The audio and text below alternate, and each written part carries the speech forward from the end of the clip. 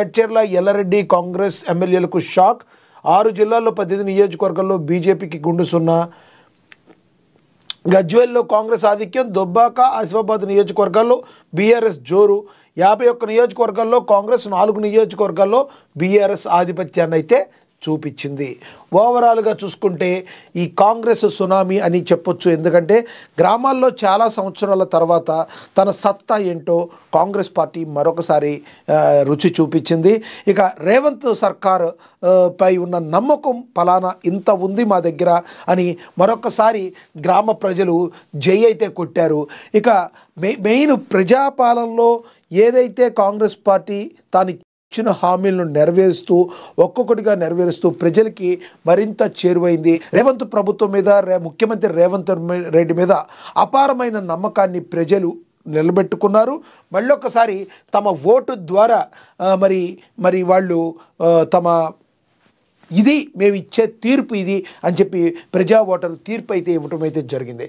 70% పంచాయతీలు కాంగ్రెస్ పార్టీ కైవసం చేసుకోవటం అంటే ఇది మామూలు విషయం కాదు. మరి బీజేపీ పార్టీకి అయితే ప్రతి దగ్గర కూడా నెగిటివ్ మార్కులే పడ్డాయి. ఎక్కడ బీజేపీని దాఖలాలు ఆదుకున్న దాఖలాలు, ఓటరు బీజేపీ వైపు ఓటు వేసిన దాఖలాలు అయితే ఎక్కడా కనబడలేదు. ఇక బీఆర్ఎస్ మాత్రం గజ్వేల్లో కాంగ్రెస్ ఆధిక్యంలో ఉన్నప్పటికీ దుబ్బాక, ఆసిఫాబాద్ నియోజకవర్గాల్లో బీఆర్ఎస్ మాత్రం తన జోరునైతే చూపించింది. మరి 51 నియోజకవర్గాల్లో కాంగ్రెస్ కేవలం 4 నియోజకవర్గాల్లో బీఆర్ఎస్ ఆధిక్యాన్ని ప్రదర్శించిందంటే దీన్ని బట్టి అర్థం చేసుకోవచ్చు కాంగ్రెస్ ప్రభుత్వం మీద ప్రజలకు ఎంత నమ్మకం ఉందో, మరి రేవంత్ సర్కార్ మీద, ముఖ్యమంత్రి రేవంత్ రెడ్డి మీద ఎంత నమ్మకం ఉందో మనం దీన్ని బట్టి అర్థం చేసుకోవచ్చు.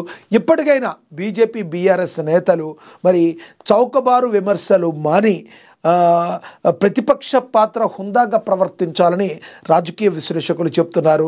ఎందుకంటే డే 1 నుంచి మనం బీఆర్ఎస్ను చూస్తూ ఉన్నాం.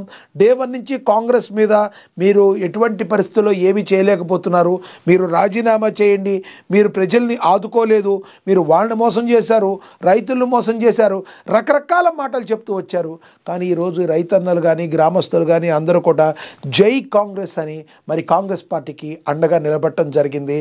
మరి ఇప్పటికైనా మరి బీఆర్ఎస్ బీజేపీ పార్టీలు ఒకరికొకరు పునరాలోచించుకొని మరి హుందామైన ఆరోపణలు చేసి, నమ్మశక్యంగా ఉండే ఆరోపణలు చేసి ప్రజలకి దగ్గరగా ఉండడానికి ట్రై చేయాలి. ఇక